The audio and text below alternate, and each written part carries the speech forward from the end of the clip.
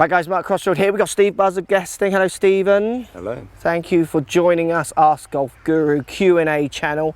We've got questions coming from the Ask Golf Guru app, iPhone, Android and iPad devices. This one is talking about how you have good days and then bad days, especially with the driver, I think. Let's get stuck in.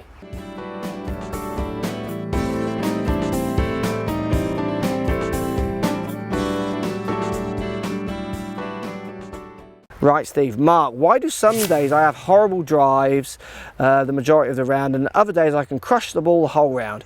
Keeping in mind that this... Oh, sorry, I'm just getting a phone call there. Unknown. Hello. I'm getting rid of that one. PPI cover. I'm answering it. Yeah. So where we go? Crush the ball the whole round. Keeping in mind that this incredible phenomenon only happens with my driver and not my irons. Always faithful, Steve. Thanks for watching, Steve. So why can he crush his driver one day and then struggle the next? Or even from shot to shot, people often ask this question. Contact is a huge one. Yeah, for me it's contact. I've got some people I teach who have exactly the same swing path, pretty much same face path delivery, angle of attack, so literally like within degrees of each other, and the ball, if you pured it out in the middle, should only go maybe 5-7 yards deviation from one to another shot.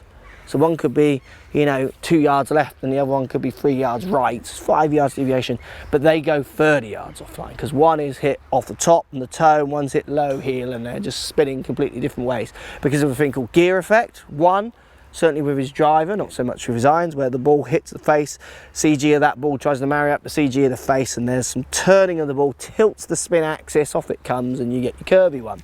The other thing that happens when you hit the ball off the face, the club is twisting around a lot, so subject to where you hit it is going to be movement, which can start the ball in different directions as well, and kind of build up that spin axis tilt even higher. It's so much for me, I think, for people on strike, don't you think? Yeah, and it's understanding with a driver how easy it is to tilt the ball. Yeah, oh, absolutely. So because you take that loft away. So people make the comment, well, I do it with driver and not irons, but you're probably as variable with the iron. Yeah. It's just you can kind of get away with it. Yeah. It's D-plane. Look up D-plane. Watch videos on D-plane. It explains. And we could do it here, but it takes a while. But look up D-plane and what Steve's saying there. It explains it perfectly why loft helps you not spin the ball offline or curve the ball offline as much, where with a driver you've got to be hitting it pure numbers. And it's scared. I don't know if it scared you. Oh, it always scares me. It scares me when we're in the teaching studio coaching and you can see people, the numbers change so minimally, and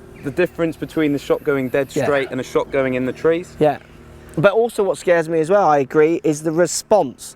Oh, I flipped my hands there. Yes. Oh, it was too quick, that one. Well, it wasn't.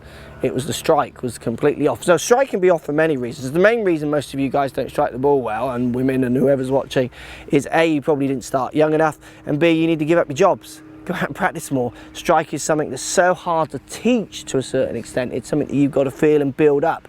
I didn't pick up a golf club at 12 years old and just striking it purely. I kind of built up. Didn't it all go wrong? Then I lost it. But you see what I mean? I think for some people, when they're playing once a week, I think they can strike it pure every time is amazing.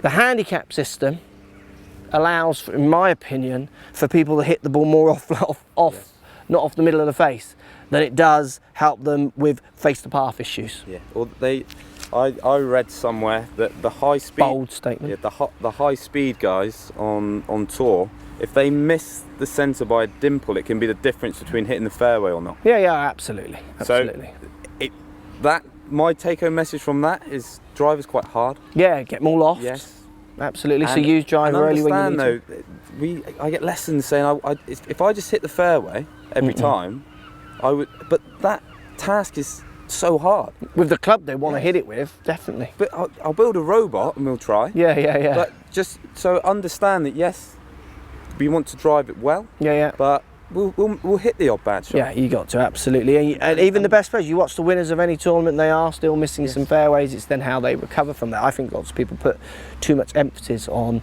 like what this guy is saying. For me, it's a bit more loft. It's understanding strike, get some it's not great, but put some tape on your club. It does affect the spin numbers a bit, but you'll see in a practice session where you're striking it, get a feel for how well you do hit in a consistent spot of the club. And the trick is hitting it in a consistent spot. The middle, or wherever the middle of each club is a different question, or close as.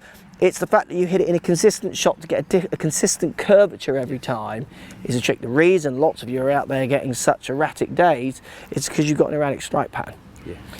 It's amazing. I agree with you. I get people hit 2 shots and they're 30 yards deviation, and they just think they've made a completely different swing. Where you see it on video, not that shows that much. It shows the same. You show them the numbers of the GC2 HMT. They're like within 2 degrees of each other. You show them the strike, opposite ends of the club face, and the ball is just going in very different directions. And you see it. You see it on PGA Tour. You watch them hit shots.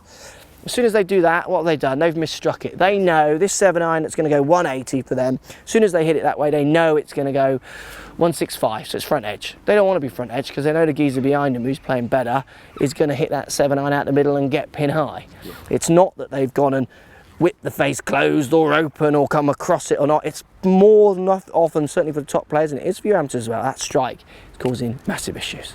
Thanks, Stephen. Thank you. Thanks for the question. Hope that helps. Post comments and we'll speak to you soon. So if you like what's going on here, don't be afraid to subscribe to the channel. Also thumbs up the video, post comments. Love to hear what you guys got to say. Let's keep it social. The more we talk, the more we share, the easier this game will get for everybody. So if you want to find me on Facebook here, you can find me on Facebook. If you want to tweet me, find me on Twitter here as well. Just follow the links, all in the description. Come and join the show. Get active, get involved, get playing some better golf. Thanks for watching.